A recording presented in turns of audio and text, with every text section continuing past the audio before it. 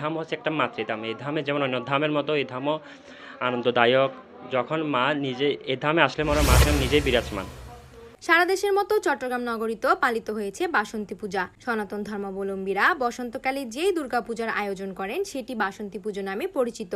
গত বৃহস্পতিবার ষষ্ঠী পূজার মধ্যে দিয়ে শুরু হয় পূজার আনুষ্ঠানিকতা। 5 দিন ব্যাপী চলে পুজোর এই আয়োজন। সপ্তমী, মহা অষ্টমী এবং নবমী পুজো শেষে দশমী পূজার মাধ্যমে শেষ হয় পূজার আনুষ্ঠানিকতা। মায়ের মন্দিরটি 2015 সালে 10 জুলাই প্রতিষ্ঠিত হয়েছে। আসলে মার মন্দিরটা কিন্তু অস্থায়ীভাবেই আছে। মোহাম্মদপুর লিভিং সোসাইটি চট্টগ্রামে মার মন্দিরটি প্রতিষ্ঠিত। ধামের মূল অধীশ্বরী দেবী হচ্ছেন দেবী অষ্টমঙ্গলা দুর্গেশ্বরী। এনার পরে অধিষ্ঠান হচ্ছেন আপনার মাতা শান্তিশ্বরী, যিনি দক্ষিণা কালিকা কিংবা রক্ষা কালিকা রূপে পূজিত হন। এরপর মাতা মগধেশ্বরী আছেন বিপদনাশিনী এবং মাতা প্রচণ্ড চণ্ডিকা, অর্থাৎ যাকে আমরা ছিন্নমস্তা রূপে চিনি। এবং শনিবার মায়ের সাপ্তাহিক বিশেষ পুজো হয় এবং প্রতি মাসে অষ্টমী তিথিতে মায়ের বিশেষ পুজো হয় এবং অমাবস্যা তিথিতে মায়ের বিশেষ পুজো হয়।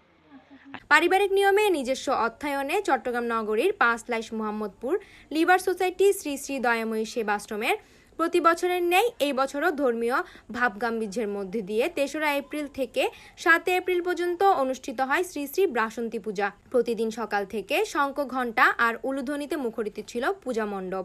ধামের মধ্যে 5 জন মা আছেন। প্রথমত হচ্ছে যিনি এই ঘরের লক্ষ্মী বলেন, সরস্বতী বলেন অথবা যাই বলেন না কেন, অনেক মাকে নিয়ে তো যত কথা বলি তত শেষ হবে না।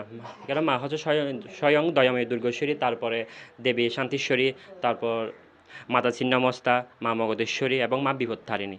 তার পাশাপাশি আরও মাও এই ধামে বিরাজ করছে। এই সময় সনাতন ধর্মাবলম্বীরা দেবী দুর্গার 9টি রূপের পূজা করেন, যা চৈত্র নবরাত্রি নামেও বেশ পরিচিত। উৎসবের সূচনা হয় ষষ্ঠী পুজোর মধ্যে দিয়ে এবং দশমী তিথিতে দর্পণ বিসর্জনের মধ্যে দিয়ে শেষ হয় পুজোর আনুষ্ঠানিকতা। বাসন্তী পূজার সময় ভক্তরা দেবী দুর্গার চণ্ডী পাঠ, জাগরণ পুঁথি পাঠ সহ উপবাস রেখে দেবীর চরণে অঞ্জলি নিবেদন করেন। দয়াময়ী সেবাশ্রম খুবই সুন্দর। এখানে আজকে মায়ের পূজা হচ্ছে, আপনারা সবাই আসবেন। এটা খুবই সুন্দর একটা পরিবেশ, মাতাকে দর্শন করে যাবেন।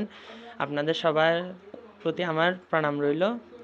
ডেস্ক নিউজ, সনাতন টিভি, চট্টগ্রাম।